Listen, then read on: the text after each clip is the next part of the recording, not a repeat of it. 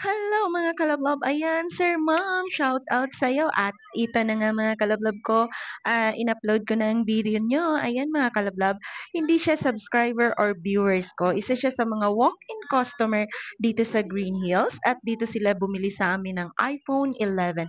Ito nga mga kalablob, habang chine-check ko pa yung iPhone 11 nila at binivideohan ko na busy na sila sa kakabilang ng kanilang milyones at gusto na nilang magbayad agad. Mga kalablab, mura lang naman ang iPhone 11 na binigay namin sa kanila. 12,000, meron na yung kasamang mga freebies.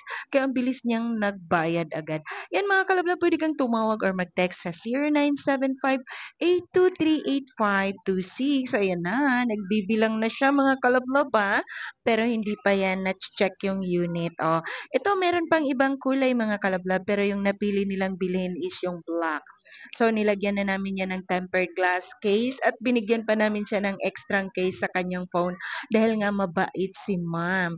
Ganun talaga mga kalablab. Pag mabait, dapat mabait din tayo. Parang ako lang din, mabait na mabait.